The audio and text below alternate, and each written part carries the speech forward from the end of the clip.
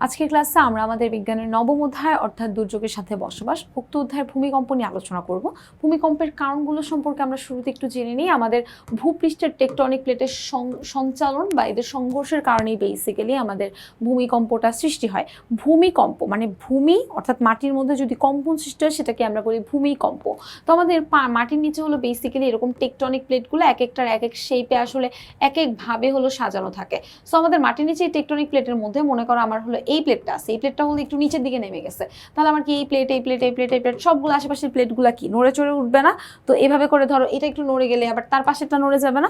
সেভাবে করে হলো গিয়ে আমাদের মাটির নিচে কম্পন অনুভূত হয়। সো এই টেকটনিক প্লেট সামহাও সরে গেলে বা সঞ্চালন হলে, সঞ্চালন মানে কি এক স্থান থেকে আরেক স্থানে গেলে হলো গিয়ে বেসিক্যালি এই ভূমিকম্পটা স্টার্ট হয়। সো আমাদের প্লেটের মধ্যে সংঘর্ষ, দুইটা প্লেটের মধ্যে সংঘর্ষ লাগতে পারে, সরে যেতে পারে, কিংবা একটা প্লেট ভেঙে যেতে পারে। সো এই সকল কারণে বেসিক্যালি আমাদের ভূমিকম্পটা হয়। আমাদের মাটির নিচে যে আগ্নেয়গিরির অগ্নুৎপাত থাকে তার কারণে ভূমিকম্প হতে পারে। আমাদের ভূগর্ভস্থ গ্যাস মানে মাটির নিচে ভূমির নিচে আমাদের গ্যাস থাকে না, সেই গ্যাস বা চাপের এক ধরনের পরিবর্তনের কারণেও হতে পারে। আমাদের খনন বা বিস্ফোরণ বিভিন্ন কার্যক্রম, ধরো মাটি খনন করতেছো, তখন হলো ওই জায়গায় হলো একটা গ্যাসের খনি ছিল, সো সেই খনির কারণে হলো কি ওখান থেকে হলো ভূমিকম্প তোমার ক্রিয়েট হইতে পারে।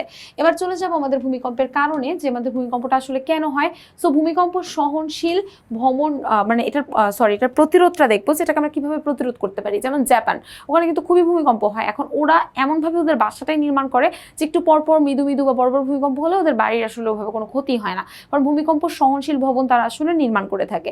সো আমরা ভূমিকম্প সহনশীল ভবন নির্মাণ করতে পারি, বিল্ডিং কোড মেনে চলতে পারি। মানে আমাদের হলো গিয়ে দেখবা তোমার ইঞ্জিনিয়াররা হলো বলে দেয় যে তুমি এই স্থানটার মধ্যে কতটুকু বিল্ডিং করতে পারবা, কয়তলা হবে, ওইটার ডিজাইনটা কেমন হবে। সো আমরা ওভাবে মেনে চলে বিল্ডিংটাকে তৈরি করতে পারি। দুর্বল স্থাপনা এড়িয়ে চলে, যেমন পুরান ঢাকার যে বিল্ডিংগুলো আছে সেগুলো কিন্তু একদমই দুর্বল। ভূমিকম্প হলে কিন্তু সবার প্রথমে ওই এলাকাটা হলো খুব বেশি পরিমাণে ক্ষতিগ্রস্ত হওয়ার সম্ভাবনা রয়েছে। তাহলে এই ধরনের এরিয়াগুলোকে আমরা এড়িয়ে চলতে পারি। আমাদের নিজেদের মধ্যে সচেতনতা বৃদ্ধি করতে পারি। আমরা পূর্ববর্তী মানে আগাম একটা প্রস্তুতি গ্রহণ করতে পারি। এখন কথা হলো আমাদের এই যে ভূমিকম্পটা যখন হয় আমরা কিন্তু পূর্ববর্তী মানে প্রস্তুতি কিভাবে নিব, এটার কিন্তু কোনো ধরনের হলো গিয়ে সংকেত দেওয়া থাকে না, ঠিক আছে? মানে আগে থেকে জানার কোনো ওয়ে নাই যে আজকে ভূমিকম্প হতে পারে। একটা সংকেত হইতে পারে যে ধরো আজকে ভূমিকম্প হয়েছে, এরপরে একটু পরে হলো বা দু একদিন পরে ছোট ছোট মৃদু মৃদু ভূমিকম্প হতে পারে, আফটার শক হতে পারে। সো সেটা আলাদা বিষয়। বাট আজকে যে ভূমিকম্প হবে সেটা কিন্তু আমি জানি না। সো আমরা আগে থেকেই মানে ধরো যে কোনো দিন ভূমিকম্প হতে পারে, এটা ভেবে আমরা কিছু ব্যবস্থা আসলে নিয়ে রাখতে পারি। তাহলে মোকাবেলা আমরা কিভাবে ভূমিকম্পকে মোকাবেলা করতে পারি, মানে যখন ভূমিকম্পটা হবে তখন অ্যাকচুয়ালি আমরা কি কি ঘটনা ঘটাইতে পারি সেটা নিয়ে আলোচনা করব।